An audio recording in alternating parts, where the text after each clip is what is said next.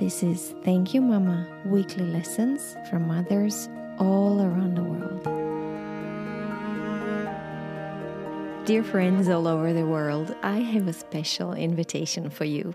You might have heard me talk about this in the past episodes, but last summer I finally made my dream true and started Thank You Mama creative writing workshops. And they absolutely surpassed all my expectations. The energy, the magic we created were healing and empowering and just wonderful. So the next workshop is taking place on the weekend of 9th to 11th of June in Vienna. It will include a guided tour through this gorgeous imperial city, a visit to the Art History Museum, lots of creative writing, discussions, and meditations. We will write about our mothers' lives and lessons, but also about our needs and about what we can give ourselves to be the best, happiest versions of ourselves. You can find more information on my website. I will put a link in episode notes. Or please feel free to just shoot me a mail. You'll find it in episode notes as well. You can also reach to me over social media. I would be happy to help you with arrangements and ideas of what else to explore. There is a ton to see and experience in Vienna, but also Prague, Budapest, Munich, and Venice are a few hours on the train away from here. Also, I am relaunching the Thank You Mama newsletter and filling it with information and inspiration I am super excited about and would really love to share with you. You'll find a subscription link in episode notes on my website or in my Instagram link in bio. And finally, if you're enjoying the show and haven't done so yet, please give it 5 stars and a review. It's simple and quick, but it really helps the show to be discovered and to grow. Thank you so much for being here. And here's this week's beautiful conversation.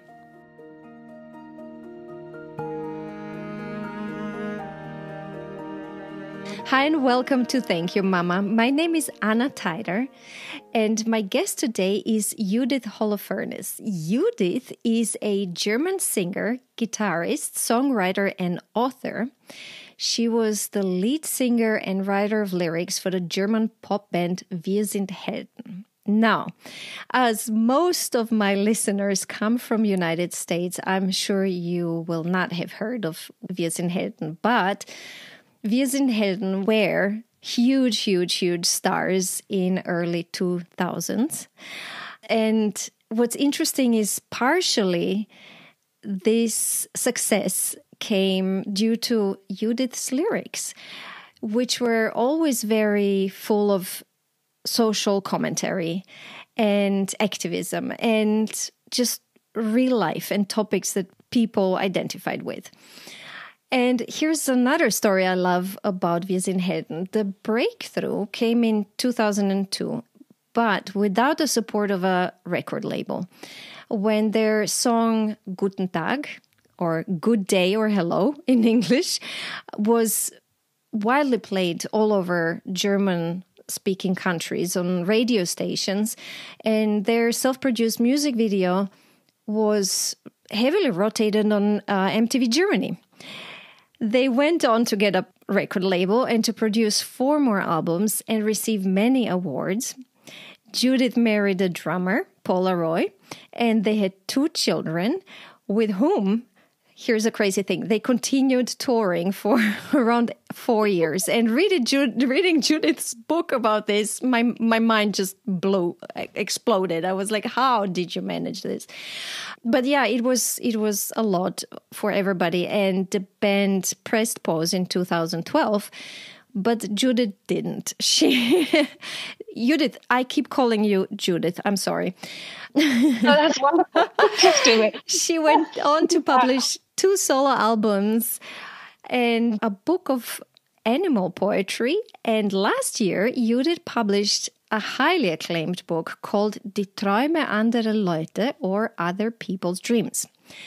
The interesting thing about the book is about her times after Wir Sind Helden, so her exit, so to say, and reinventing herself.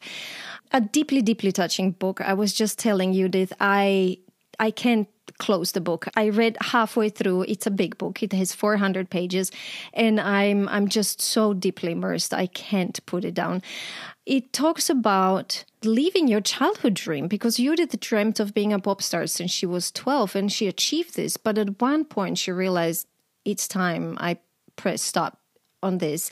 So finding courage to leave that and reinventing yourself. But she also talks about many topics that touch us all, like, again, reinventing yourself, dealing with burnout, beauty canons, weight issues, eating disorders, motherhood, and what's very important to me also, womanhood, being a woman. Judith, hello and welcome. Sorry.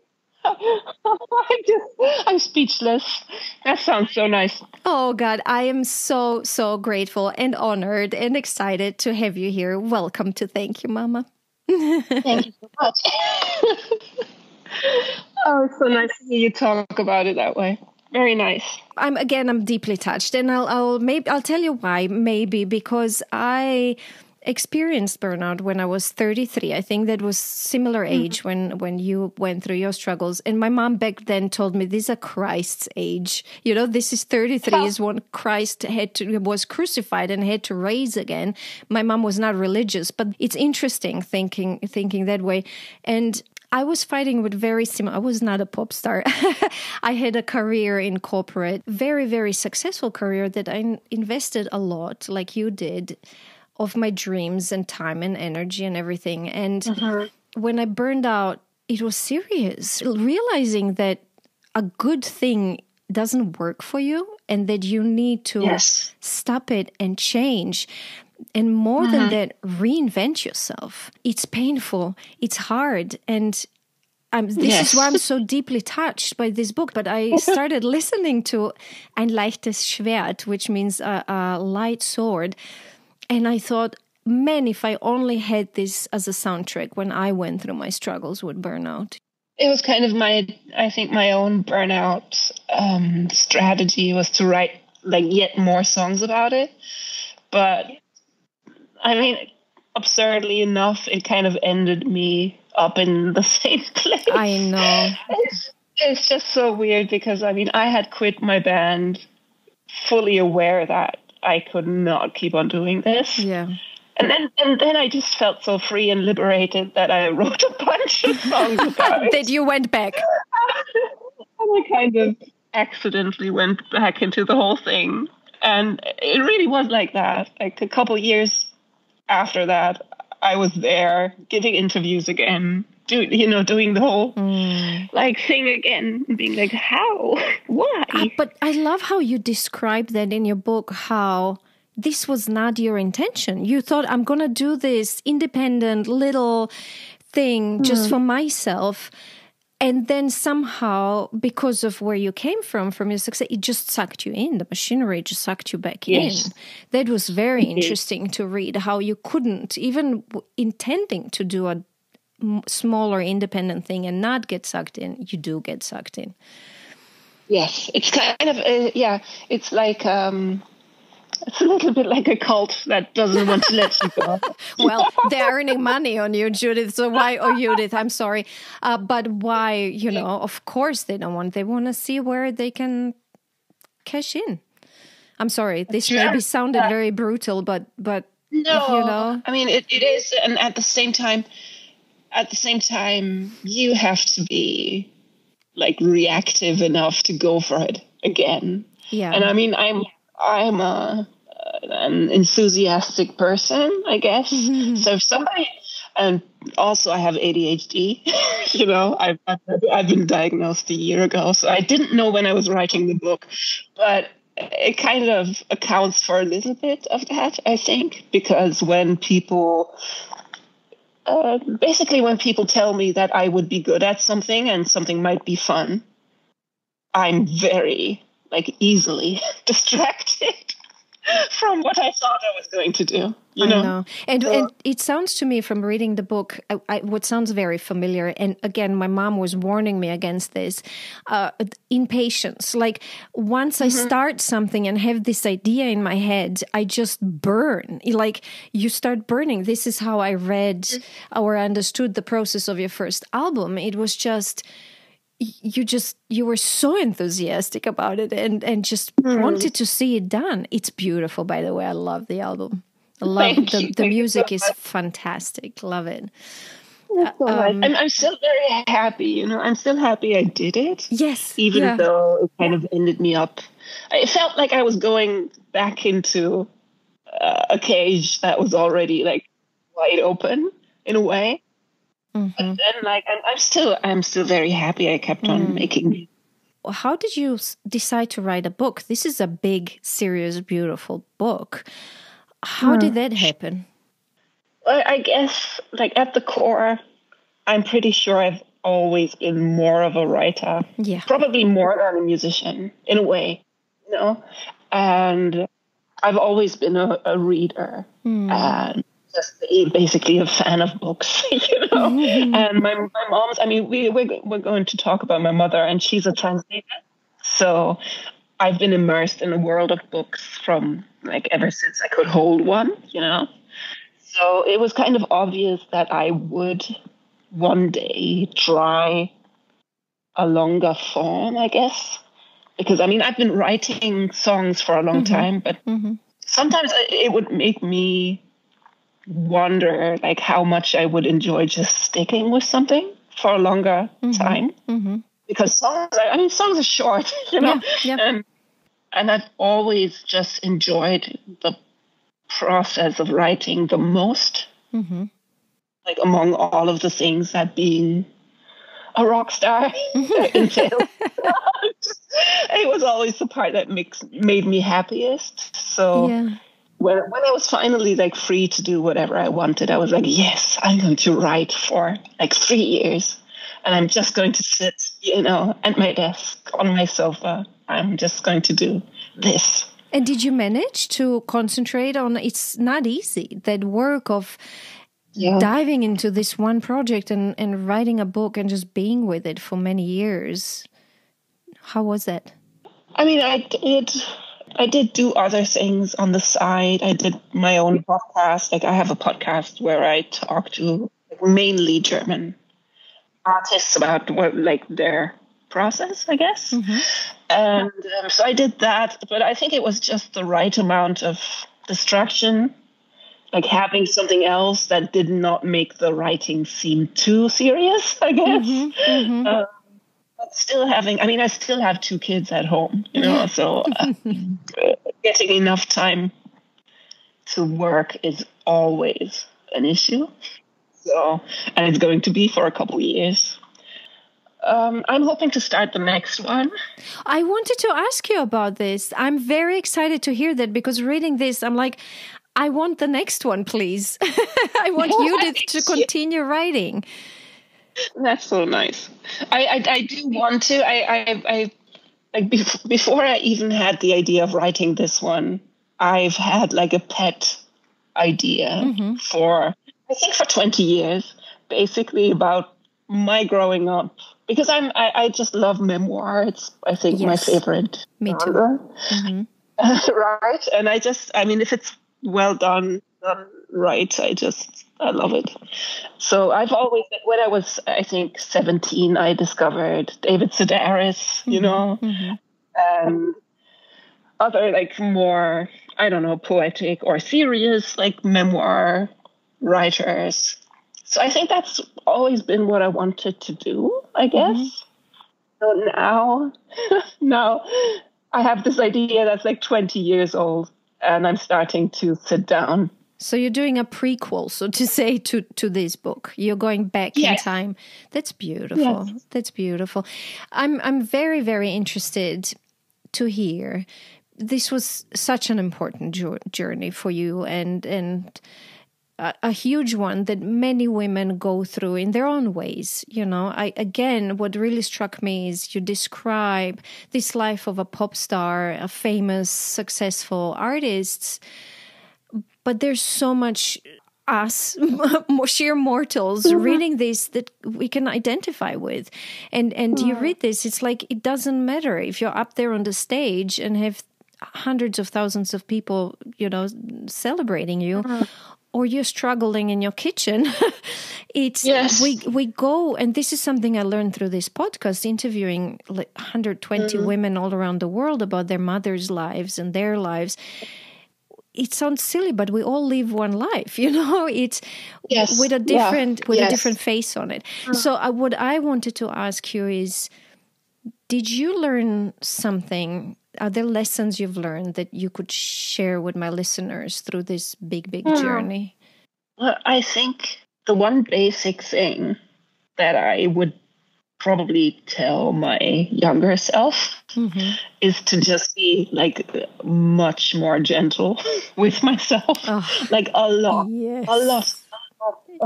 like even more than you can, like be as gentle as you can and then some, because I think we are all just so very harsh with ourselves and expecting so much from ourselves, like in terms of whether you do become a mother or you don't, or even that decision.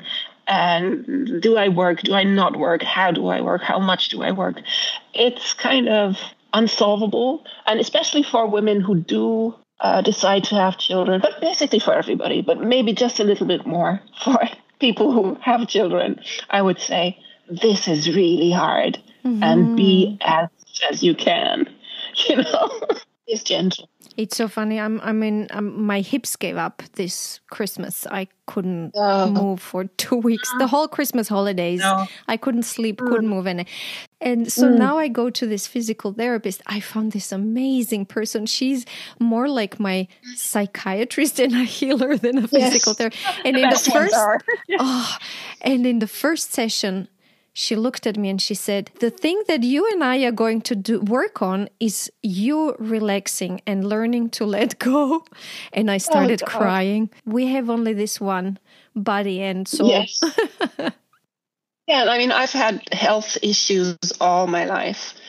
And still I'm 46 now. And I'll sit there and be like, this is not okay. Like, I should have more energy, say, or I should be able to do this. And I'm still trying to learn to be like, yeah, maybe that's what you think, but this is what it is. Exactly. This is what it is. So if you have to be even more gentle, that's what you have to do. Yeah. Let's jump to Mama. Yes. Let's talk about Mama Cornelia. Yes. Tell me about her.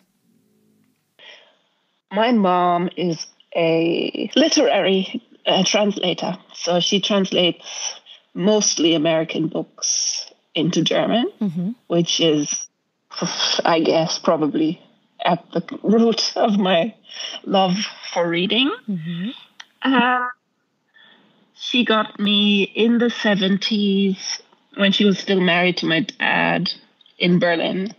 But she found out when I was, I guess, probably 1 or 1.5, that she liked women. She hadn't known before. Like, it wasn't a thing that you did back in the 70s. Even with all the free love and everything, it kind of not that free. Did you fall in love? She did, but also like through just basic experimentation, like what people did back then. And even though, like her with my dad, it had always been a little bit, lopsided with him being a lot more in love and her being fond of him, very fond of him. And so they split up when I was, I think, 1.5 years old.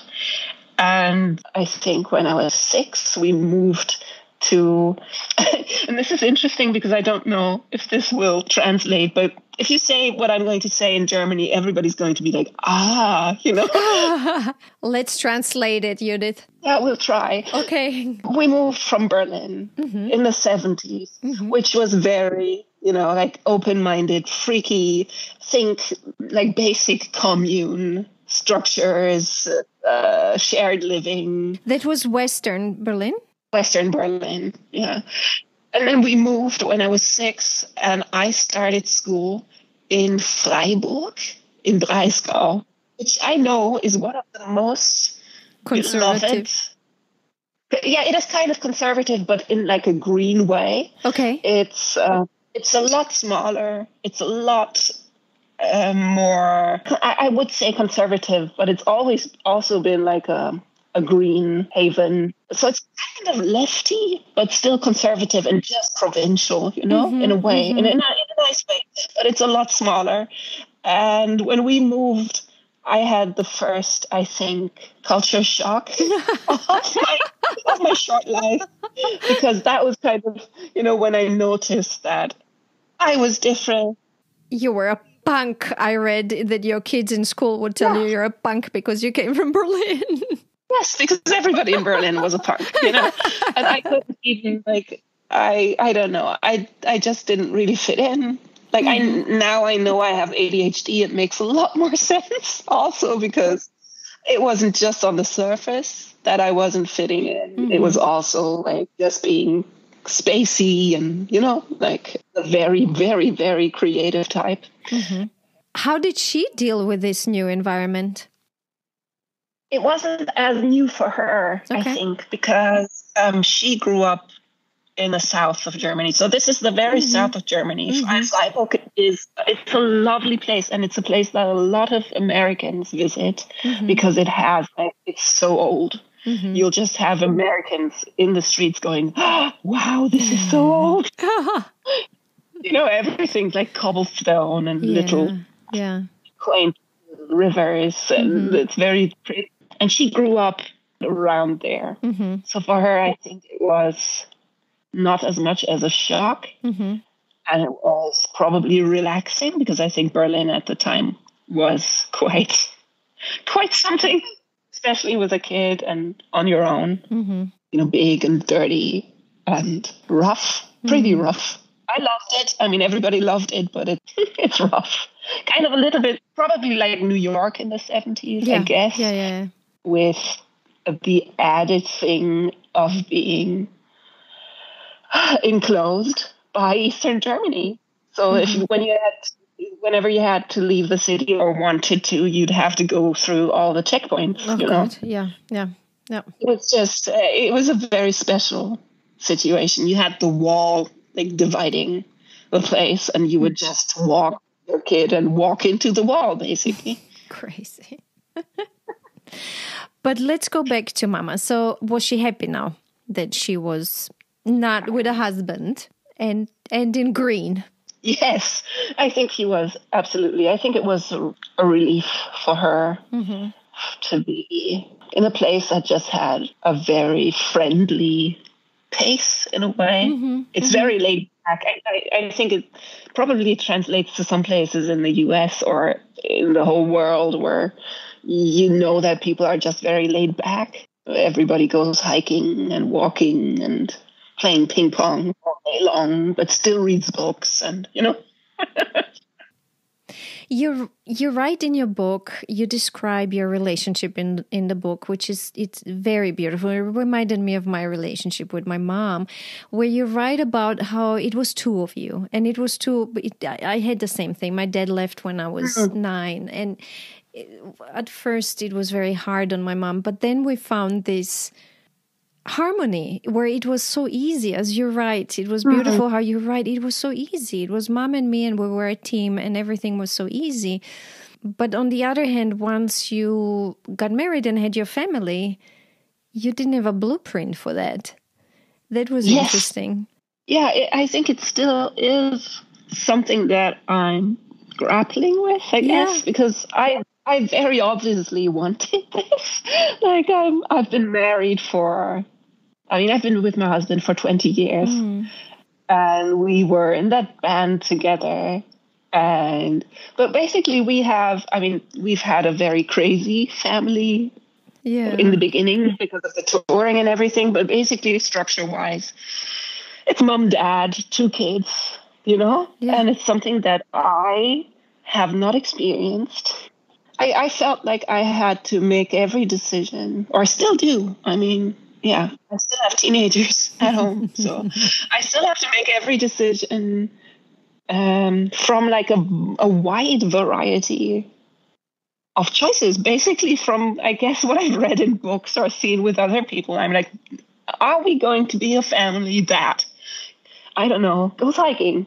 Are we going to be a family that, like, even in the book, I think I write about basic decisions like going on holiday. I'm like, what kind of family are we? Are we baking muffins, or are we going out to art galleries? And concerts, Like, or are we like? Do we teach our kids instruments, or do we just let them be? Do we like? I was very uncertain of a lot of things. I think for a long time. Is it easier now? It is. It is easier. Okay, but I still have this feeling, basically, and I think maybe it's also an ADHD thing, that like one of the positive traits of ADHD is a very open mind, but the downside can be that you're like, well, this is good too. Like, sometimes it's hard to discern and be like, this is my thing, this is how I want to do it. So in my head, there's always a lot of possibilities. Everything's how open. To handle. Everything's open. Yeah. So when it comes to raising kids, that's not always helpful. It's hard for me. I think it's kind of nice for the kids most of the time. Yeah. But I have to spend a lot of energy just trying to find out what I want and how I want to do things. And also, like, when you've just been with your mom, like you just said, it's very easy.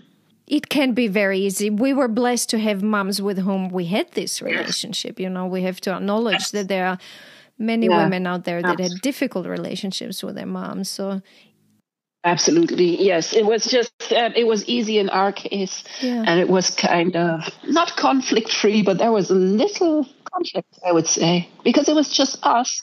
And now that when I found out how hard it is to make every decision with and for people, it's a big difference. It's totally different. Yeah.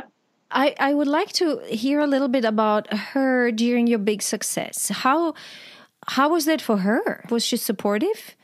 She was very supportive, and she had a nice curiosity about the whole thing, which is, I think, probably her basic stance on life. Probably also because she's a translator. She's just curious to find out how stuff works. So I think her main view on the whole thing was a slightly bemused curiosity. But also, she was proud, but sometimes, of course, a little worried because parts of it just are worrying, are hard. And she was a very calm spectator that I could ask a lot of things. Oh, that's great. And she would sometimes travel with us, she would come on the tour bus with us. Yeah, I read that. Yeah. And since then, I'm guessing she helped you and she was there for you during this finding your new you. Yes, absolutely. It must have been interesting for her because she's always seen both sides of me. A side that is very artistic and sometimes withdrawn and just wants to do her art in peace.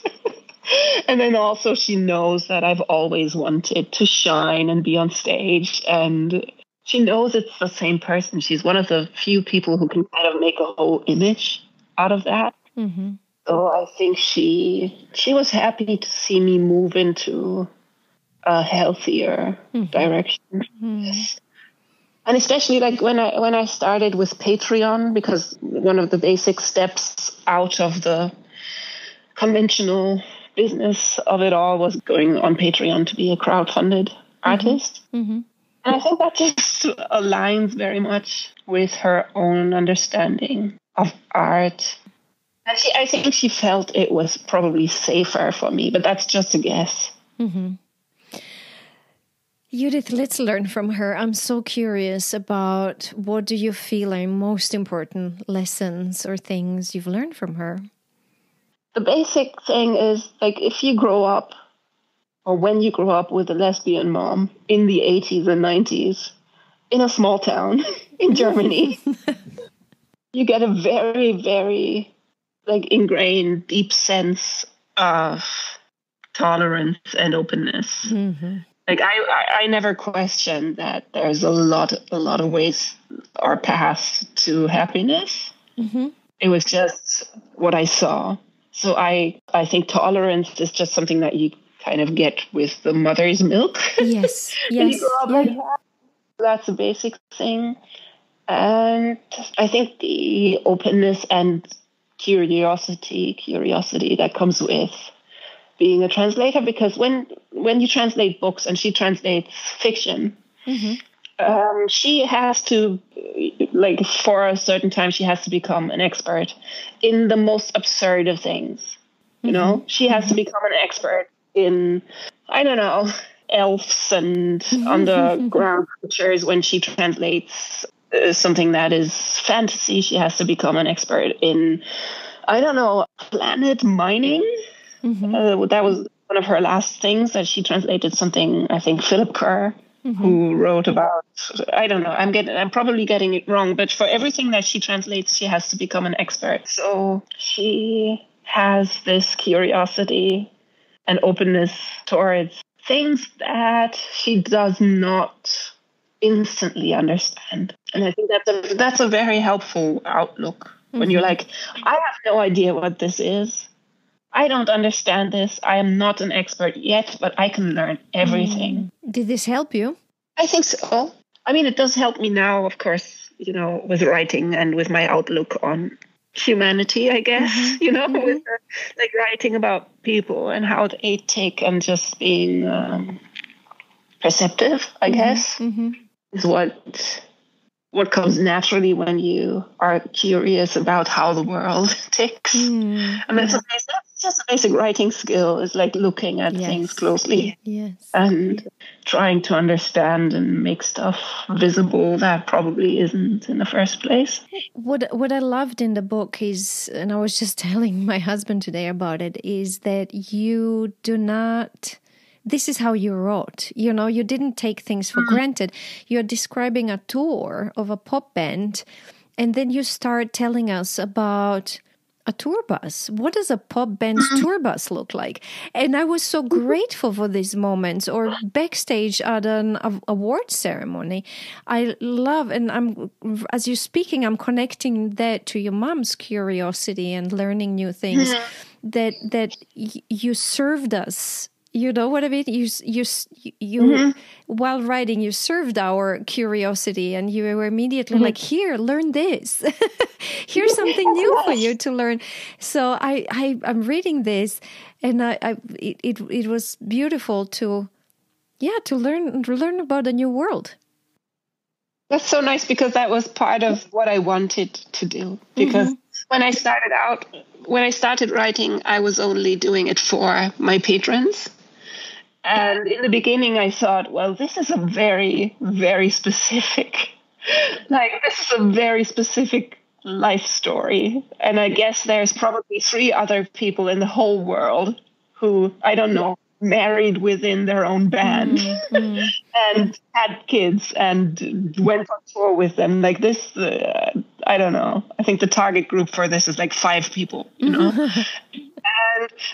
But what happened soon was that my patrons told me what you basically what you said, that they connect to the basic humanity of it, and that it's not that different. And that's kind of something that I've always felt, and why I like memoir so much, because I feel it just basically connects us all through like a common humanity, because you tell one person's story, you tell everybody's story.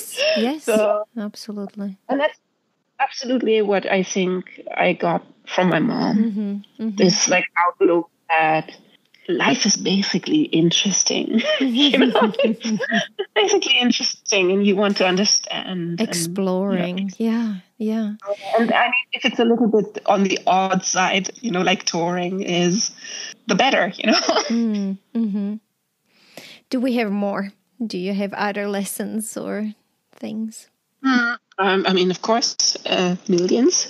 Wait, let me think. I was just thinking of another one while I was talking, so now I have to retrace my steps. I think she has a very helpful outlook on politics and also history that has been like a guiding light for me. And I think maybe it's also connected to her job, her job is also, of course, connected to how her brain worked in the first place, I guess.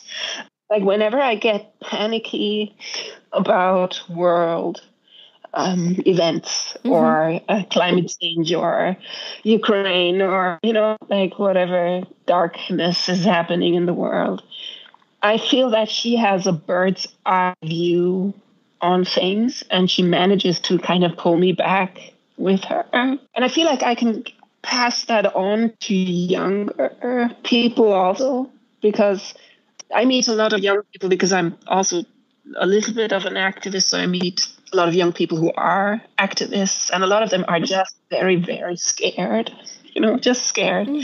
And they feel like the world is ending. And what I've learned from my mom is that the world has always been ending. But it's funny. You need age for that, don't you? It's interesting.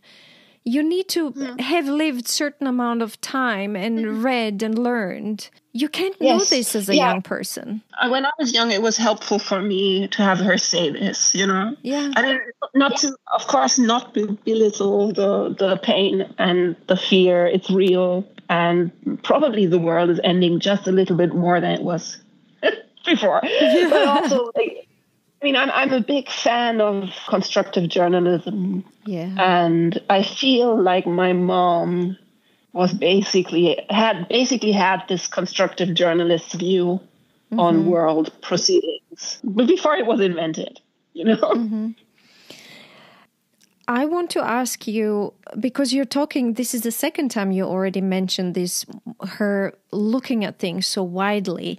And this is definitely something I learned from my mom. And this is something my mom was very consciously trying to teach me, especially when I started writing my essays and my articles. She would read and she would say, you need to expand. You can't write about day if you don't write about night. You can't write about rich if you don't write about poor. And she was always telling me, look at a bigger picture, look at different dimensions and sides of everything. Can I say this was a separate lesson for you as well? That was kind of implied, because she had this view on the world, but also she would she was one of the first teachers I had who would teach me to be specific in writing, which I think is also very important. Have a bird's eye view, but still you can touch on the collective by being very specific. Especially, I think that's something that I learned in songwriting, but it's also something that she was always encouraging me to do. If you have a very specific image for an emotion that is universal, say being lovesick. If you write a song and you're like, I'm very sad, I'm crying, I'm even crying in the rain, everybody will be like, hurrah, When you find that one super highly specific image of what it means to be lovesick, it'll still break people's hearts, even though they have heard a song about that a million times, And she's always been one of the few people that I would send unfinished songs. And she wouldn't say this is not specific enough, but she would always pick out the lines that were specific enough and say, this this is especially good, and kind of lead me towards the precise, I think. Yeah. Judith, I always love to ask, and this turned out to be just as important as lessons we've learned from our mothers. If there was something important she was not able to teach you. Before we go into that, is there more you'd like to share about what she did teach you? I mean, I could go on about this forever. I mean, that kind of comes with the territory of it just having been her and me. She taught me everything. She taught me everything, So, a lot. I mean, one thing that probably she wasn't really able to teach me was girly things. I mean, I'm happy for my not very gendered childhood and not very gendered youth, but of course I had moments as a teenager, say when I started wanting to wear makeup or because she was not interested in all of that. This was, I think, before lipstick lesbians, kind of before the diversity wasn't as diverse as it is now. It's interesting. It's interesting, I think. Also something that I want to look at for, the new book, how very, very narrow the view was on what it means to be queer. There was no queer. There was, it was very, very non-queer and kind of black and white choice, So I think that was interesting because I, in a very good way, didn't grow up very gendered. And a lot of the time I feel like I still am not, and I'm very grateful for it. But of course, when it came to boys or just basically being a teenage girl, she probably wasn't, or shopping or whatever, she wasn't the main go-to person. And also we have the thing we talked about early on, which was modeling a heterosexual family with more children. Yeah. So that's definitely a second part of something she wasn't able to or didn't teach you. Anything else? But there was a lot of feeling strange and a little bit alien when it came to visiting other families and being like, how do people do this? How do you have dinner? I remember that. I remember sleeping over at my friend's house and having stuff like breakfast, for us that didn't exist. You just got up and found some food somewhere and went to school but for me, being in my friends' houses and certain things like coming back home from school and there's mom with dinner, it was like, oh wow, look at this.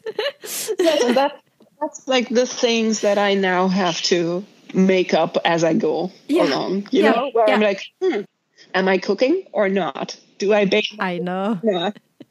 I love breakfast. We have breakfast. 3 of us every morning. We get up together. We start a day together at a table, getting ready for the day together during food we eat. And that became very important to me, maybe because I didn't have it, Yeah, we do that too. It's a little bit difficult because we have different starting times. We have 2 kids in different schools, so it's not, there's no sitting down together, but we kind of try and make it work. Judith, thank you so very much. I would like to recap and just quickly talk about what we've learned from your mom, Cornelia. Is there anything else you'd like to add before I do that? No, please do.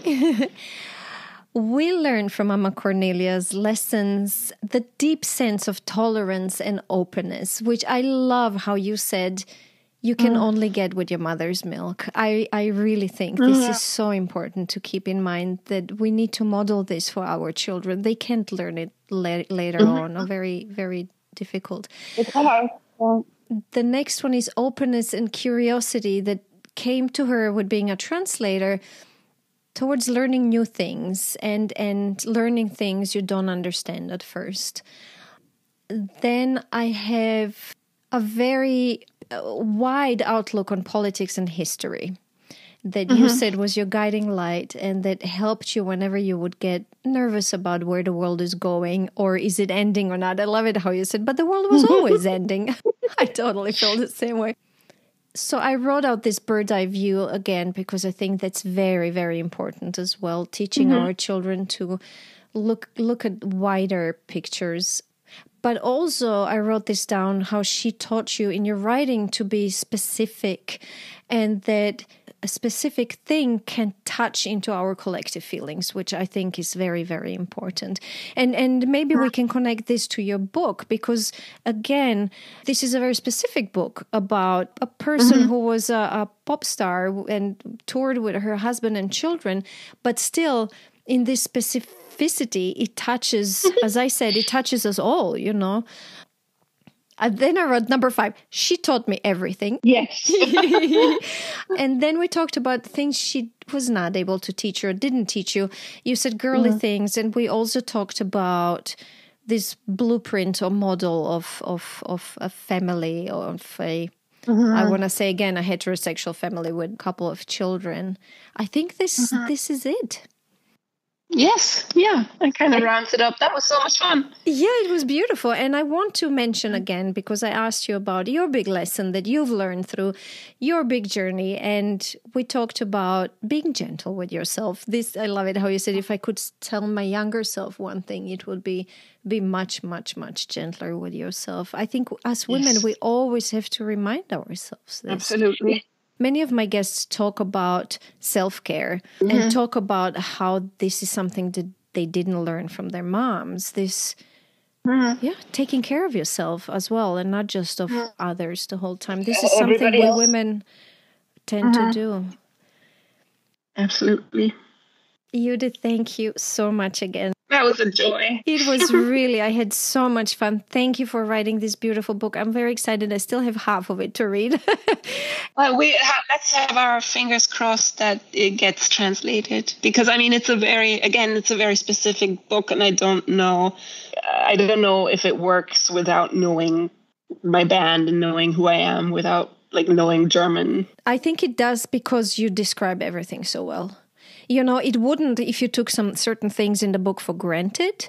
If you were like, and then we were successful. It's like, what does that mean? Yes. But you describe everything so well that I believe that even for somebody who didn't witness it in Germany would understand. So I'm crossing my fingers, yes. Mm-hmm. I would love for that to happen. So, fingers crossed. This was such a pleasure. Thank you. Thank you so much. If you enjoy Thank You Mama and want to help it grow, please take the 2 seconds to leave a 5-star review on Apple Podcasts. It really helps. If you'd like to get in touch, you can send me a mail at info@thankyoumama.net. You can also find me on Instagram, Facebook, and Twitter under Anna Teider. That's Tajder. This was Thank You Mama. Come back next week, subscribe, and tell your friends.